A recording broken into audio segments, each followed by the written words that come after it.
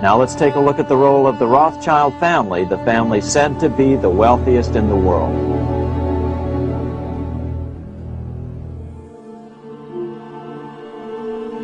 Money is the god of our time, and Rothschild is his prophet.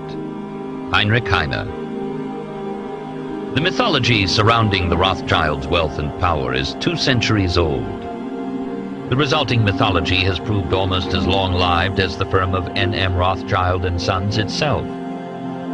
Ever since the second decade of the 19th century, there has been speculation about the origins and extent of the family's wealth, about their political influence, not only in the 5 countries where there were Rothschild houses, but throughout the world, about their Judaism. The 5 Rothschild houses constitute an early version of what later became known as the multinational. Perhaps the most important point to grasp about this multinational partnership is that for most of the century between 1815 and 1914, it was easily the biggest bank in the world. Strictly in terms of their combined capital, the Rothschilds were in a league of their own until, at the earliest, the 1880s. The 20th century has no equivalent. Because they were so rich, the Rothschilds could plainly claim a material equivalence with the European aristocracy. They relished the sense that they were sans pareil. In this sense, phrases like kings of the Jews, which contemporaries applied to them, contained an important element of truth. That was exactly the way the Rothschilds saw and conducted themselves. There are no fewer than 153 species or subspecies of insect which bear the name Rothschild, as well as 58 birds, 18 mammals, and 14 plants, including a rare slipper orchid, Paphiopedilum rothschildianum, to say nothing of 3 fish, 3 spiders, and 2 reptiles. The family's almost equally recurrent enthusiasm for the pleasures of the table has also bestowed the name on a soufflé and a savory, prawns, cognac, and Gruyere on toast. There are towns and numerous streets named after members of the family in Israel, Rothschild-owned vineyards at Mouton and Lafitte whose wines are drunk the world over, numerous Rothschild-built houses from the Vale of Aylesbury to the Riviera, and there is even a Rothschild island in the Antarctic. At the same time, the Rothschilds energetically pursued and acquired decorations, titles, and other honors, securing the ultimate prize, an English peerage, in 1885. The 3rd generation also threw themselves into hunting and horse racing, those quintessentially aristocratic pastimes. They also extended their patronage to include writers, Benjamin Disraeli, Honoré de Balzac, and Heinrich Heine, musicians, notably Frédéric Chopin and Gioacchino Rossini, as well as architects and artists. In more ways than one, they were the 19th century's Medicis. From the very earliest days, the Rothschilds appreciated the importance of proximity to politicians, the men who determined not only the extent of budget deficits, but also the domestic and foreign policies which so influenced the financial markets. And politicians soon came to realize the importance of proximity to the Rothschilds, who at times seemed indispensable to the solvency of the states the politicians governed, and who could always be relied upon to provide up-to-the-minute political news. When the former de Rothschild frère director, Georges Pompidou, became prime minister in April 1962, and later president in 1969, Le Canard Enchaîné commented simply, RF equals République Française equals Rothschild frère. Similar echoes can be found in the British press, too. Inferences were sometimes drawn in the 1980s from the fact that a number of conservative politicians had worked for N.M. Rothschild and Sons Limited, either before or after their political careers, at a time when the firm was handling a number of important privatizations. In the 1880s and 1890s, their advice on imperial matters was sought by both the Marquis of Salisbury and the Earl of Rosebery, Gladstone's successor as Liberal Prime Minister. Indeed, Rosebery was married to a Rothschild, Meyer's daughter, Hannah. Rothschild influence extended to royalty as well. It is extraordinary to find that the family's interests in the financial affairs of King George IV predated his accession to the throne by as much as 15 years. How did Meyer Amschel, then the father of an obscure Manchester textile merchant, come to acquire a bill on the Prince Regent?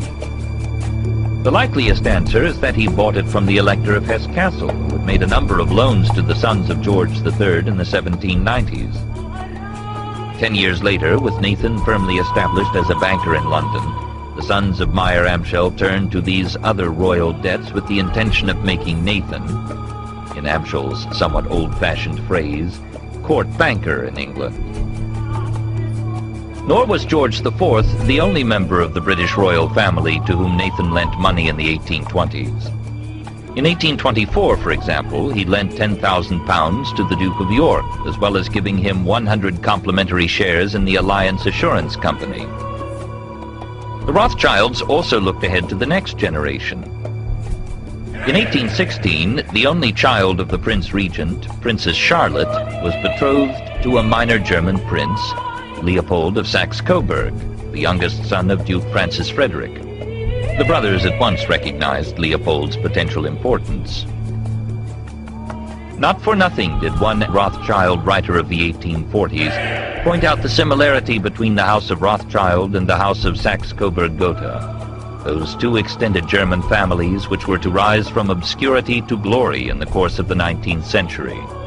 Indeed, theirs was to be an almost symbiotic relationship.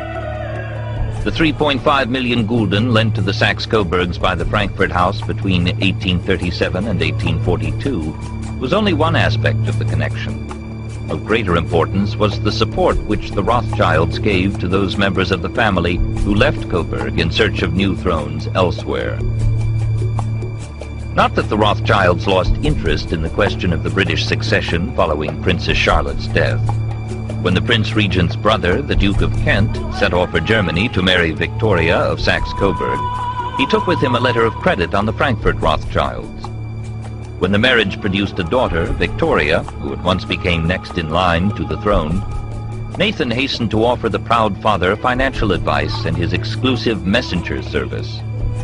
Nathan's sons continued to act as the Duchess's banker after the Duke's death, relaying money to her brother Ferdinand of Saxe-Coburg.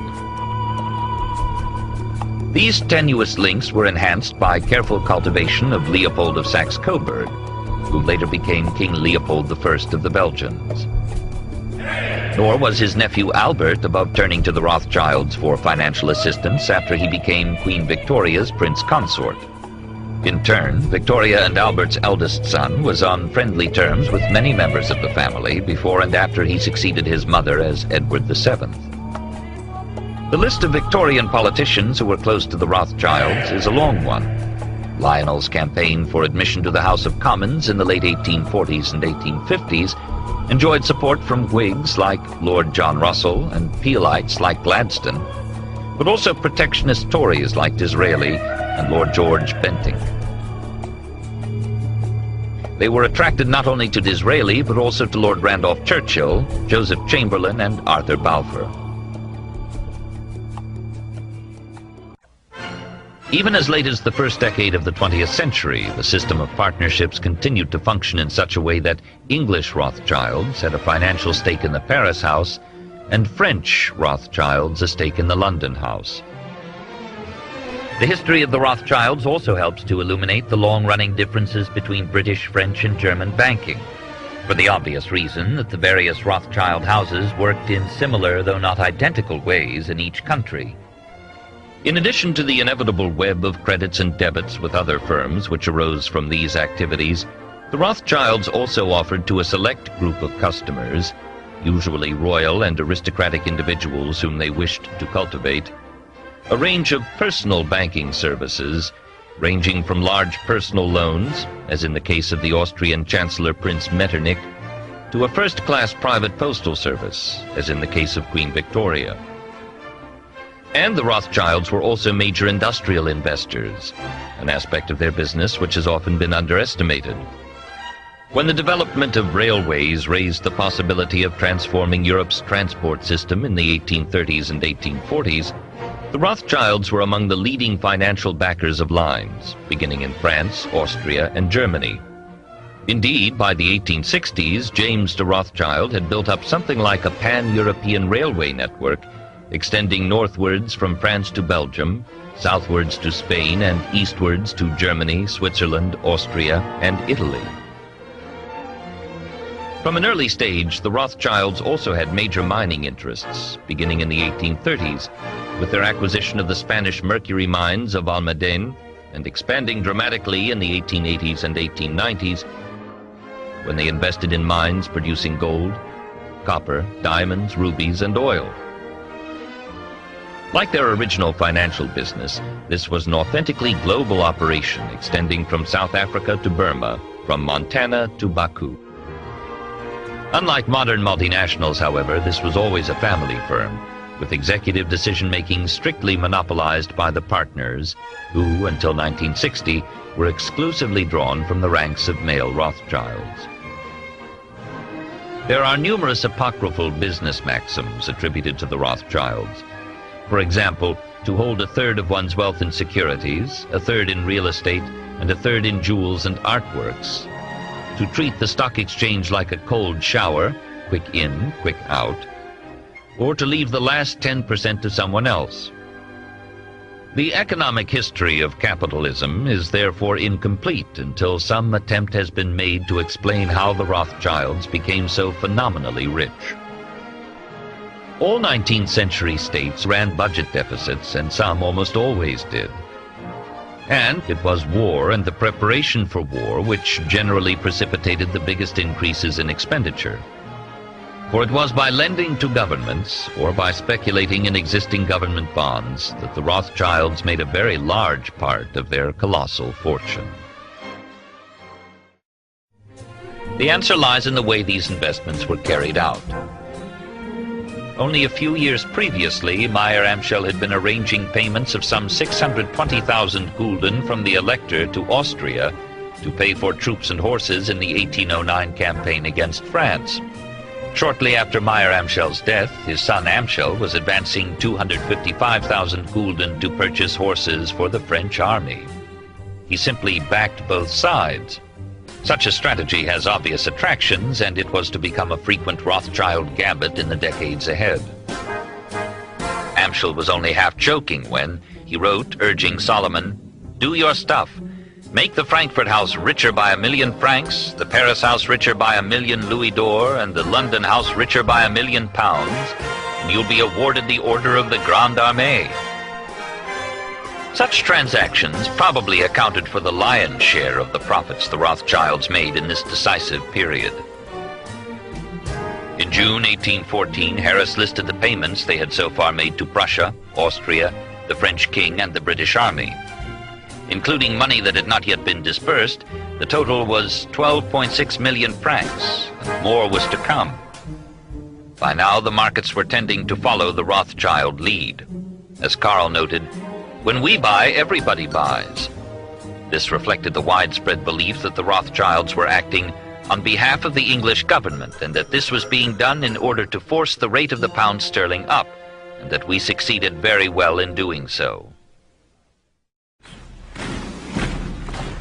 But now, let's return to Napoleon, because nothing else in history more aptly demonstrates the ingenuity of the Rothschild family than their control of the British stock market after Waterloo. In 1815, a year after the end of the War of 1812 in America, Napoleon escaped his exile and returned to Paris. Just as the brothers appeared to be losing the peace, Bonaparte's 100 Days plunged Europe back into war, restoring the financial conditions in which the Rothschilds had hitherto thrived. This time, not only Russia and Prussia, but the previously aloof Austrians found they had little option but to accept payment from the Rothschilds, as did a gaggle of other states, including Saxony, Baden, Württemberg, Bavaria, Saxe-Weimar, Hesse, Denmark, and Sardinia. Altogether, Harris's account with Nathan in 1815 amounted to £9,789,778. In this, the Rothschilds had invaluable accomplices in the Allied powers themselves, who naturally wished to pocket as much as they could before peace was signed and the subsidies ceased. As their father had taught them, the brothers were always careful to make their terms attractive not only to governments, but also to the individual officials with whom they were negotiating.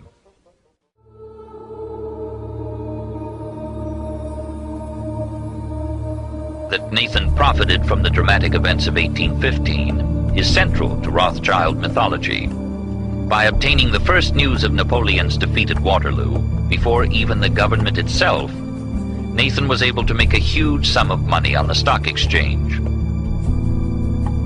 This is the Waterloo battlefield about 200 miles northeast of Paris in what today is Belgium. Here Napoleon suffered his final defeat, but not before thousands of French and Englishmen gave their lives on a steamy summer day in July of 1815. The outcome was certainly in doubt. In fact, had Napoleon attacked a few hours earlier, he would probably have won the battle. Rothschild stationed a trusted agent, a man named Rothworth, on the north side of the battlefield, closer to the English Channel. Once the battle had been decided, Rothworth took off for the Channel. He delivered the news to Nathan Rothschild a full 24 hours before Wellington's own courier. If Wellington had been defeated and Napoleon was loose on the continent again, Britain's financial situation would become grave indeed.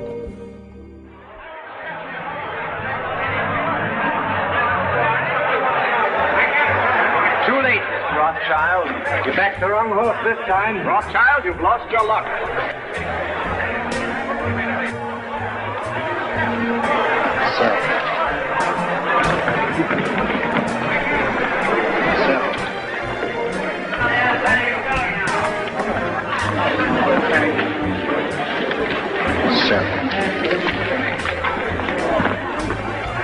Look at Rothschild. You'd think he was selling apples instead of government bonds. And so now at 53. All right. I'll keep on selling till I tell you to stop. You're creating something like a panic on the exchange, sir. I know. Other nervous investors saw that Rothschild was selling. It could only mean one thing. Napoleon must have won, Wellington must have lost. The market plummeted. Soon everyone was selling their consols, their British government bonds, and prices dropped sharply. But then Rothschild started secretly buying up the consols through his agents for only a fraction of their worth hours before.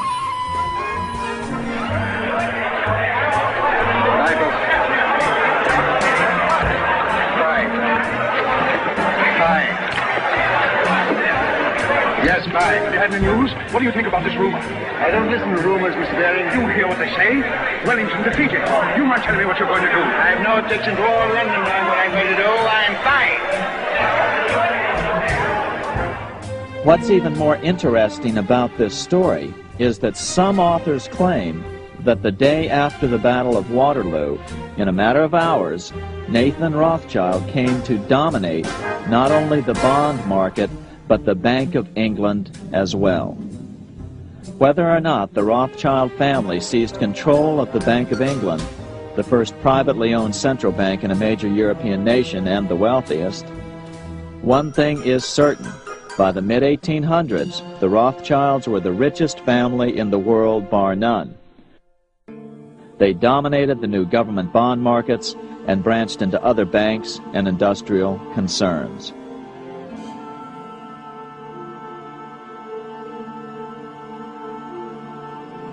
Like France and Britain, the Central and East European states emerged from the war with dire financial problems which could be addressed only with the assistance of foreign capital. As Disraeli later put it in his novel Coningsby, after the exhaustion of a war of 25 years, Europe must require capital to carry on peace. France wanted some, Austria more, Prussia a little, Russia a few millions. Moreover, the policy of the Holy Alliance was bound to create additional financial needs from which the Rothschilds could also profit. For the principal aim of the alliance was to avert a recurrence of the revolutionary epidemic which had caused such upheaval in Europe between 1789 and 1815, if necessary by military intervention. That implied further expenditure. The Rothschilds were notoriously the chief ally of the Holy Alliance.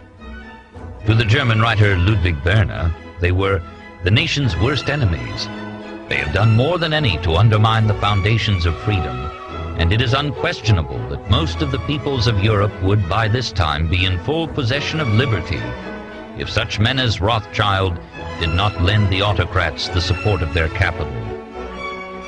Moreover, the Rothschilds were also, as Bürne said, lending money to establish Greece as an independent monarchy, which had been another liberal goal of the 1820s.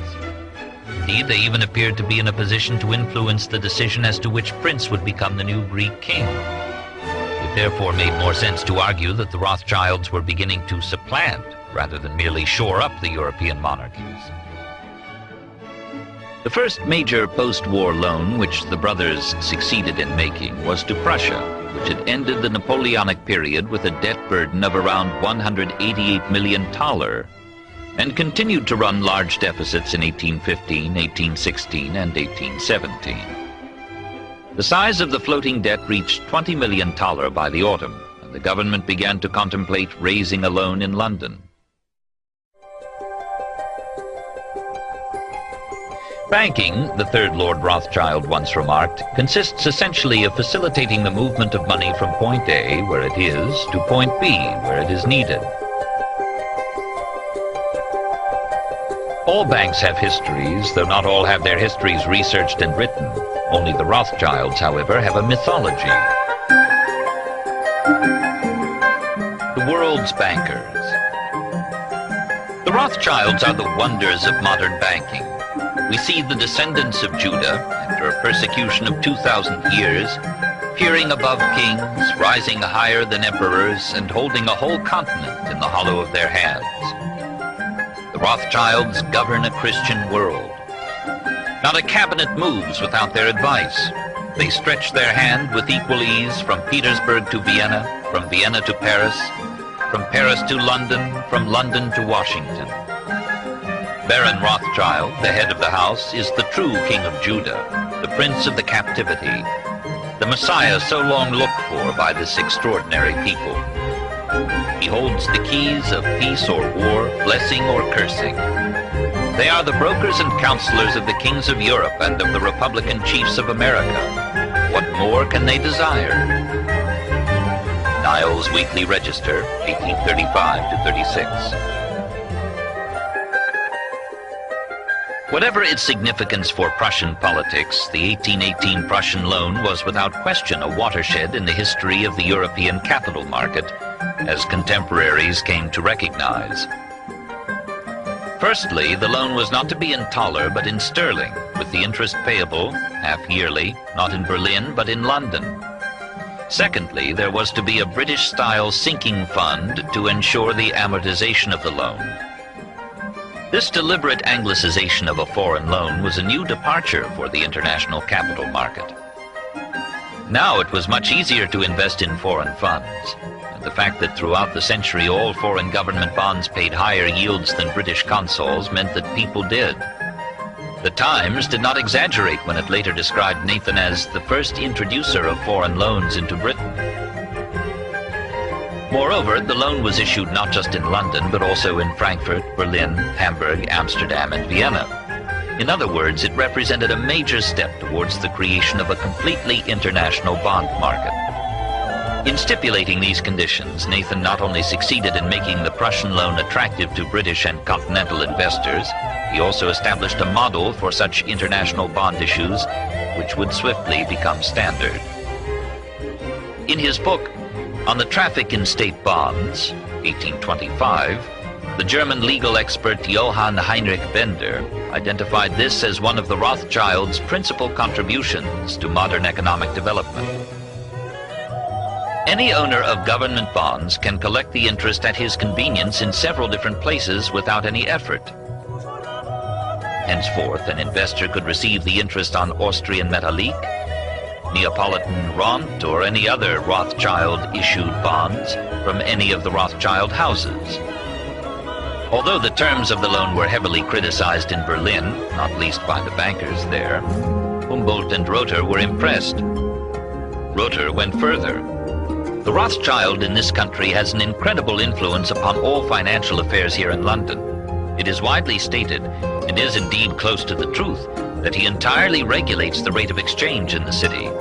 His power as a banker is enormous. In an unpublished passage of The Baths of Lucca, Heine sought to analyze the nature of the Rothschilds' power more precisely. Here he acknowledges that in the short term it served to shore up the reactionary regimes. Revolutions are generally triggered off by deficiency of money. By preventing such deficiencies, the Rothschild system may serve to preserve peace in Europe. This system, or rather Nathan Rothschild, its inventor, is still providing firm foundations for such peace. It does not inhibit one state from making war on another exactly as before, but it does make it difficult for the people to overthrow established authority. Religion is no longer able to guarantee the governments that the people will remain peaceful. The Rothschild system of loans can perform the task much better. It possesses the moral force or power which religion has lost. It can act as a surrogate for religion. Indeed, it is a new religion, and when the old religion finally goes under, it will provide substitutes for its practical blessings. Strangely enough, it is once again the Jews who invented this new religion. As early as 1828, Prince Hitler-Muskau referred to Rothschild, without whom no power in Europe today seems able to make war.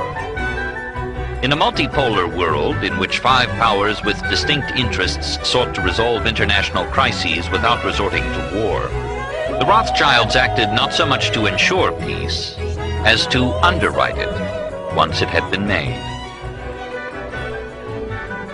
The case was put in a more sophisticated form by the left-leaning liberal J.A. Hobson, author of the classic Imperialism, a Study, 1902. Like many radical writers of the period, Hobson regarded the Boer War as having been engineered by a small group of international financiers, chiefly German in origin and Jewish in race. The Rothschilds, in his view, were central to this group. Does anyone seriously suppose, he asked in Imperialism, that a great war could be undertaken by any European state or any great state loan subscribed if the House of Rothschild and its connections set their face against it? Scherb had made much the same point from a German nationalist perspective in his History. The House of Rothschild has arisen from the quarrels between states, has become great and mighty from wars, and the misfortune of states and peoples has been its fortune. English examples can also be found. In refusing Gladstone's request to make Lionel de Rothschild a peer, Queen Victoria explicitly questioned whether one who owes his great wealth to contracts with foreign governments for loans or to successful speculations on the stock exchange can fairly claim a British peerage. A good illustration is John Reeves's book, The Rothschilds, The Financial Rulers of Nations, which returns a typical verdict. The Rothschilds belong to no one nationality. They are cosmopolitan. They belong to no party. They were ready to grow rich at the expense of friend and foe alike. The central dilemma which confronted the Rothschilds lay here. Because of their wealth, other Jews looked to them for leadership in their pursuit of equal civil and political rights. They themselves had no desire to forsake their palatial town and country residences for barren Palestine. Lionel's nephew Victor struck a similar note of ambivalence when he addressed a meeting of the Earl Baldwin Fund for Refugees. The slow murder of 600,000 people, he told his audience, is an act which has rarely happened in history. Yet, he went on, in spite of humanitarian feelings, we probably all agree that there is something unsatisfactory in refugees encroaching on the privacy of our country, even for relatively short periods of time. Even in 1946, speaking in the House of Lords, Victor defended the policy of restricting immigration to Palestine. The only logical solution was therefore to find some alternative territory for the Jews to go to. The Nazis themselves thought of Madagascar. At around the same time, the Paris House forwarded to Newcourt a proposal to purchase 200,000 acres of Brazil's Mato Grosso, and another to settle Jews in Sudan's Upper Nile Valley. Kenya, Northern Rhodesia, and Guyana were also considered. Only at the 11th hour, it seems, did the Rothschilds recognize the need to admit refugees into Britain and France. This was broadly the argument of the early Zionists like Theodor Herzl, who came to believe that the only solution to the Jewish question was indeed for the Jews to leave Europe and found their own Judenstaat. Herzl made a succession of attempts to win the support of the Rothschilds in the belief that they were about to liquidate their vast capital as a response to anti-Semitic attacks. But his 66-page address to the Rothschild Family Council was never sent, as he concluded from an initial rebuff that they were vulgar, contemptuous, egotistical people. The Rothschilds, he later declared, were a national misfortune for the Jews. He even threatened to liquidate them or to wage a barbaric campaign against them if they opposed him. If a Zionist could use such language in the 1890s, it is perhaps not surprising that the radical anti-Semites who flourished in the defeated states of Central Europe after the First World War did so too. A good example is Dietrich Eckart's address to all working people of 1919. The House of Rothschild owns 40 billion. They only need to administer their wealth, to see that it is nicely placed. They do not need to work, at least not what we understand by work. But who provides them and their like with such an enormous amount of money? Who does this? You do it. Nobody but you. That's right. It is your money, hard-earned through care and sorrow, which is drawn as if magnetically into the coffers of these insatiable people. Another early National Socialist who cited the Rothschilds as examples of the Jewish problem he pledged to solve was Adolf Hitler. In an article in the Nazi Völkische Beobachter in May 1921, for example, he named them as one of a group of Jewish capitalists who controlled the socialist press. On at least 2 occasions in 1922, he gave speeches in which he referred to the significant difference between the achievements of a man like Alfred Krupp, who has bequeathed an immense national achievement through his indefatigable work as an innovator, and the rapacity of a Rothschild who financed wars and revolutions and brought the peoples into interest servitude through loans. The television preacher and Republican politician Pat Robertson's book, The New World Order, published in 1991, states that the Rothschilds were polluted by the occultism of illuminated Freemasonry, and that Paul Warburg, architect of the Federal Reserve System, was a Rothschild agent. From a completely different political milieu, Khalid Mohammed, a former assistant to Louis Farrakhan, the leader of the radical African-American organization Nation of Islam, has repeated the suggestion that the Rothschilds financed Hitler and aided his anti-Semitic policies. A cursory search of the internet reveals a plethora of conspiracy theories. The Rothschilds arranged the murder of President Lincoln, as his post-war policies would have wrecked their commodity speculations. The Rothschilds financed the rise of Hitler as a bulwark against the Soviet Union. The Rothschilds are interwoven with the Catholic Church, and jointly with the traditional mafia and the American CIA, which was pro-Nazi. They are the hidden power which controls other well-known banks, such as Warburg's, Schroeder's, and Lazar's, as well as being behind American financiers such as J.P. Morgan, the Rockefellers, Kuhn, Loeb and Company, the Spires and the Lehmans, not to mention the Bank of England and the Federal Reserve System, an obvious Rothschild front. Through this network of global power, they have been responsible for, among other things, the Boer War, the creation of Israel to control the oil of the Middle East, the Russian Revolution, a coup on Russia by the United States financial arm largely controlled by the Rothschilds, and even the floating of the dollar by President Nixon. Today, they and their associates in the Conservative Party and the press are plotting to monopolize the world's energy supplies, hence their interest in electricity, coal, and gas privatization. It might be thought that a serious banking history should scrupulously avoid reference to this kind of nonsense. Yet it is impossible to appreciate the need for a scholarly history of the subject if one blithely pretends such myths do not exist.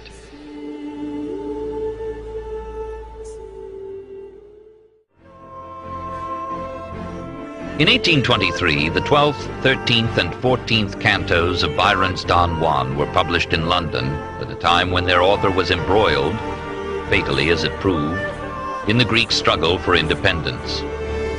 Nevertheless, these late verses indicate a keen awareness of the power of money, and specifically of the new kind of financial power personified by Nathan Rothschild. "Who hold the balance of the world?" asked Byron in the 12th canto. "Who reign o'er Congress, whether royalist or liberal? Who rouse the shirtless patriots of Spain? Who keep the world, both old and new, in pain or pleasure? Who make politics run glibber all? The shade of Bonaparte's noble daring, Jew Rothschild, and his fellow Christian Baring." To Byron, Rothschild and Baring were the true lords of Europe, whose every loan is not a merely speculative hit, but seats a nation or upsets a throne. Republics also get involved a bit. Columbia's stock hath holders not unknown on change, and even thy silver soil Peru must get itself discounted by a Jew. That Byron could suggest, even satirically, that Nathan Rothschild held, along with Alexander Baring, the balance of the world, requires some explanation. In April 1825, the market began to slide. The heaviest falls were experienced by British industrial securities and Latin American bonds. Such a severe asset price deflation was bound to bring a banking crisis in its wake.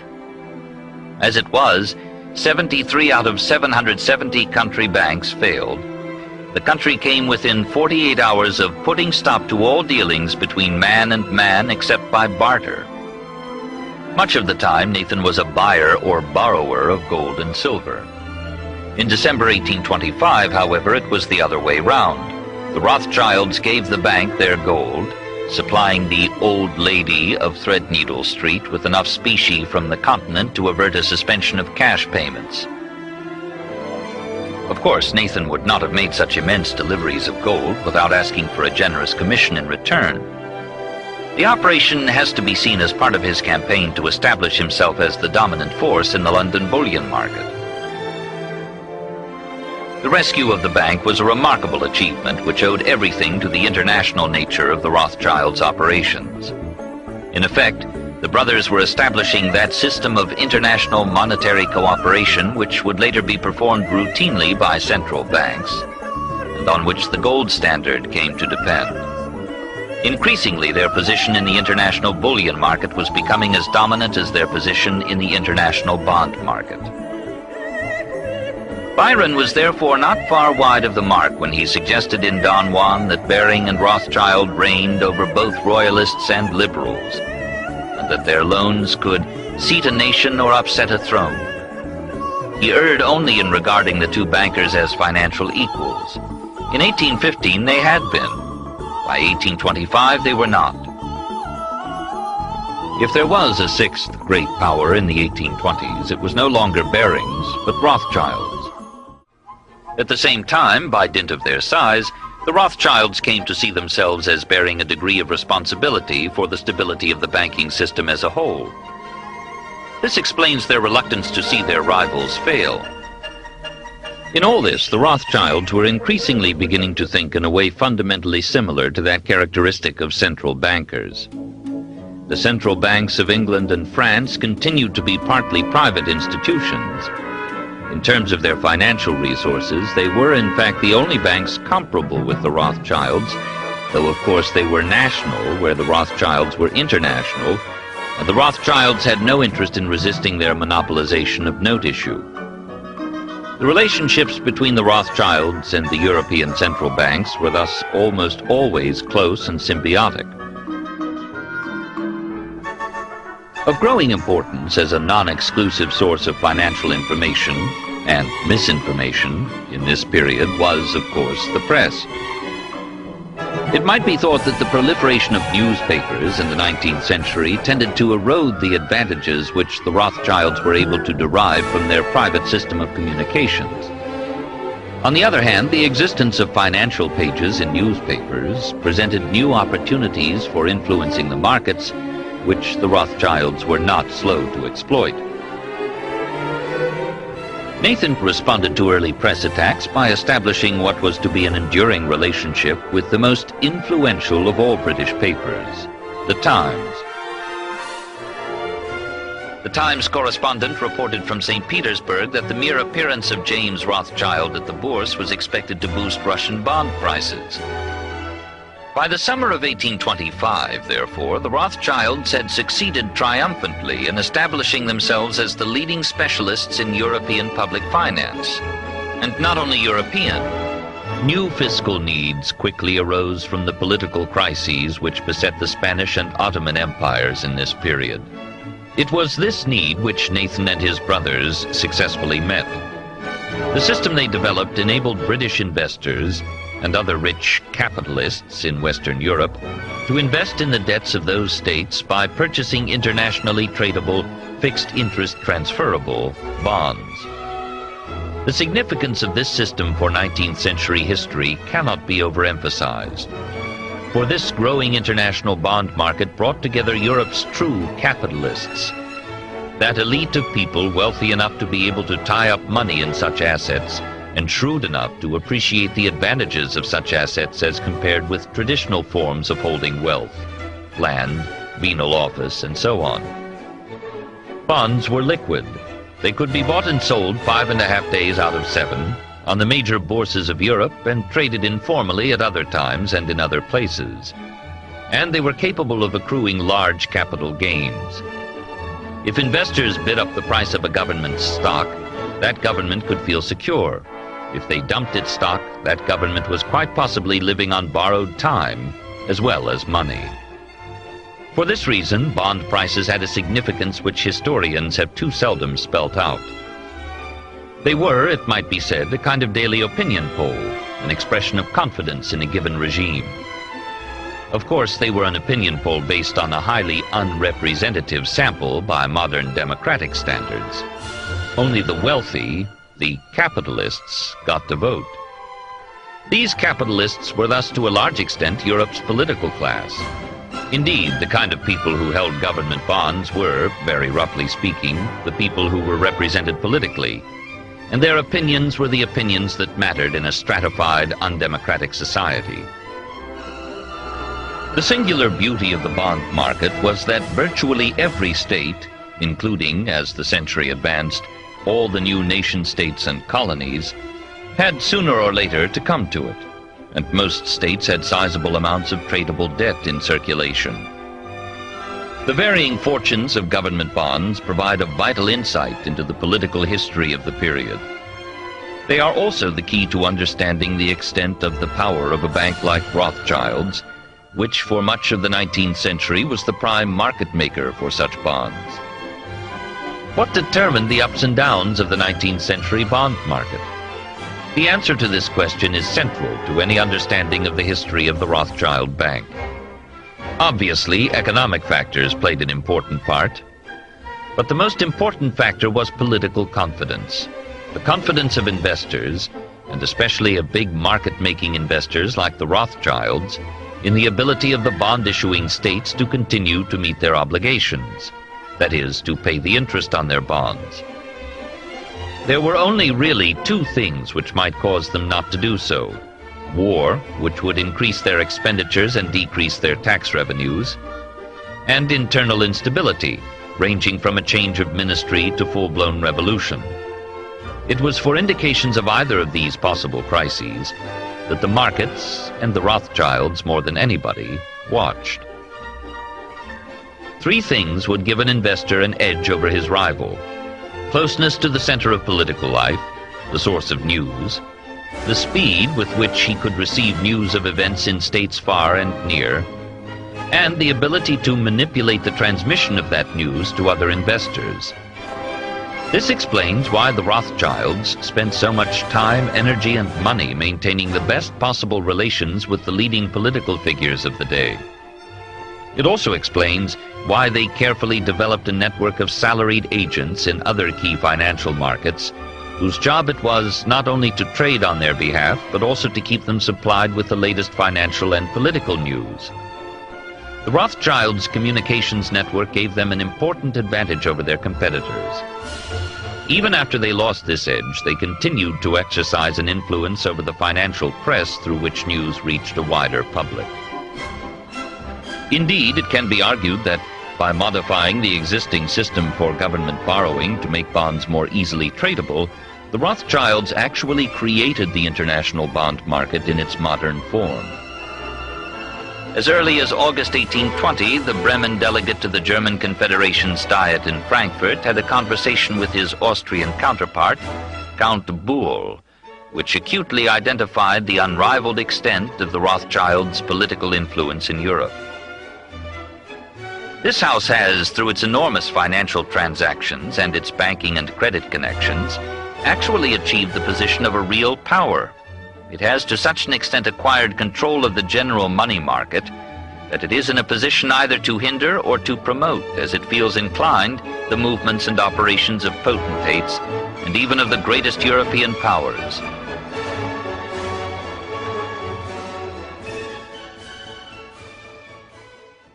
In fact, the rest of the 19th century was known as the Age of the Rothschilds. They financed Cecil Rhodes, making it possible for him to establish a monopoly over the diamond and gold fields of South Africa. In America, they financed the Harrimans and railroads, the Vanderbilts and railroads and the press, and Carnegie in the steel industry, among many others.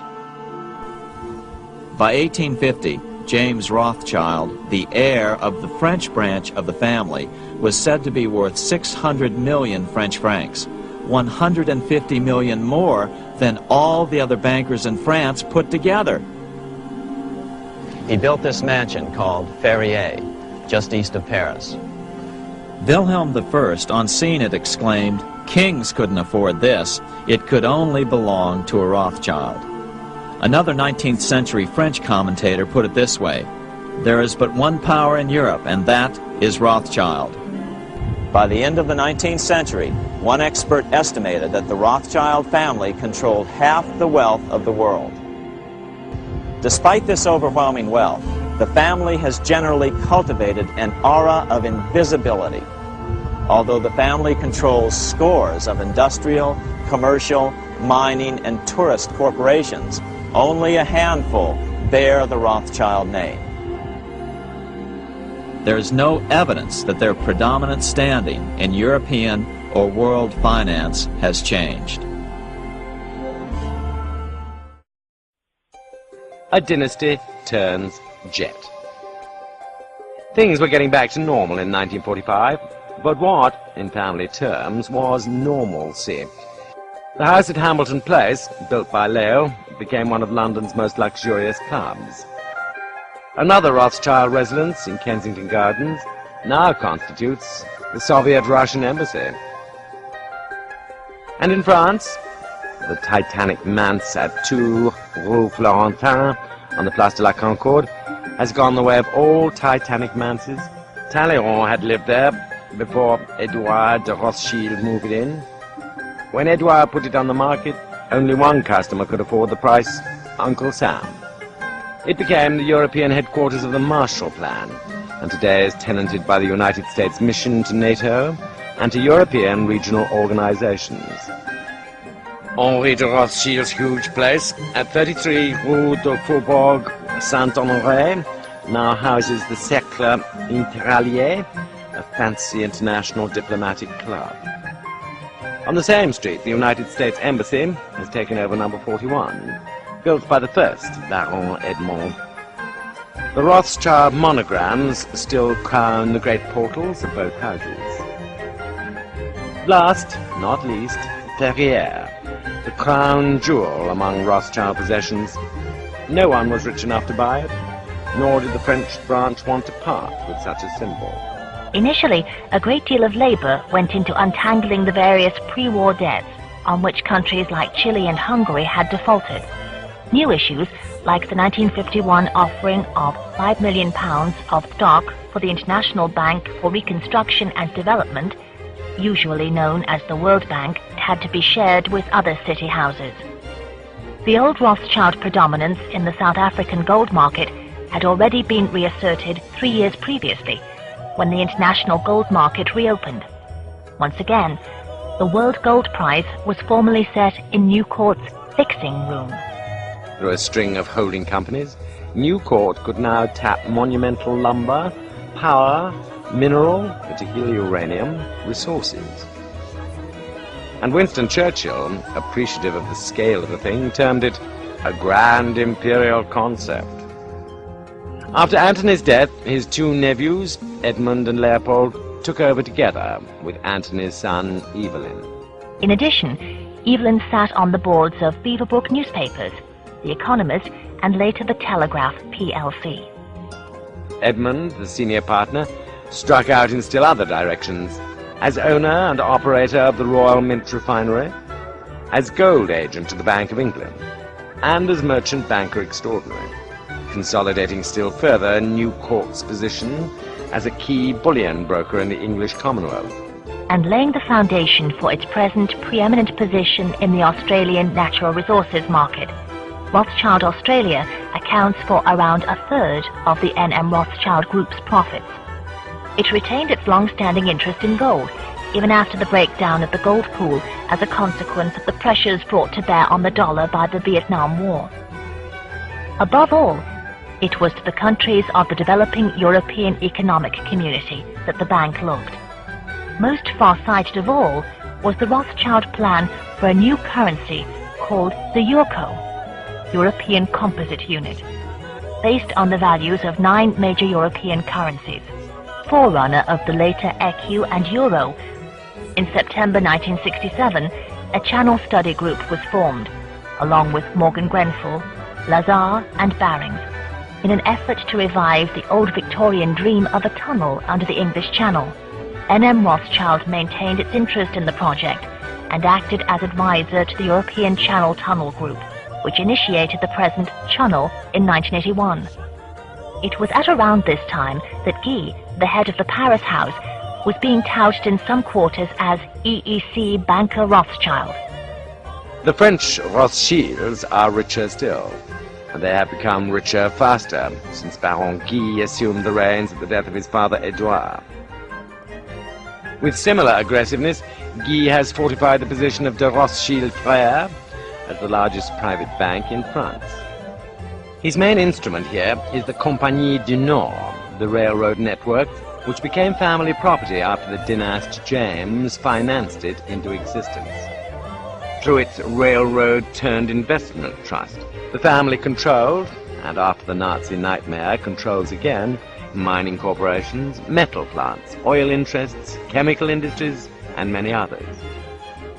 This sort of setup requires a feudal allegiance. There are whole families that have been on the Rothschild payroll for over a century. A first tentative step in this direction was taken in 1960, when N.M. Rothschild and Warburgs placed £340,000 shares in the August Thyssen Steel Company on the London market, the first German shares to be quoted in London since the war. Then there is Guy's cousin, Edmond. He is faithful enough to family discretion to keep the portals of number 45, Rue de Faubourg Saint-Honoré, signless and anonymous. From this headquarters he runs the Compagnie Financière, a worldwide organization which builds villas, hotels, pipelines in Israel, throws up giant housing projects in Paris, finances banks and car factories in Brazil. He greatly enlarged the family holdings on the slopes of Mont Blanc, complete with ski lifts, swimming pools, tennis courts and nightclubs. He also underwrites and develops not merely hotels, but entire new tourist regions in Martinique and Guadeloupe in the French Caribbean. With Lord Rothschild as partner, he is responsible for the flowering of Israel's luxury golf resort at Caesarea. Edmund James Rothschild Memorial Group contributed $1 million to the Weizmann Scientific Institute in Tel Aviv, gave $3 million towards the construction of the Knesset, and foots the bill for many of Israel's archaeological expeditions.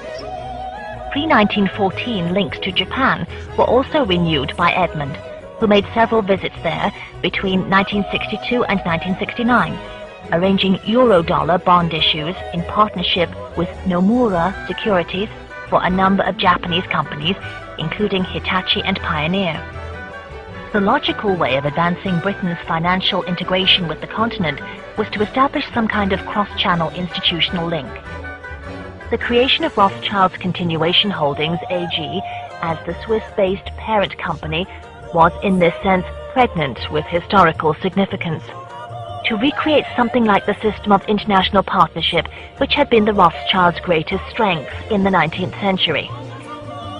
The N.M. Rothschild Group is thus a multinational entity. More than 50% of its assets are now held outside the UK, with a wide geographical reach.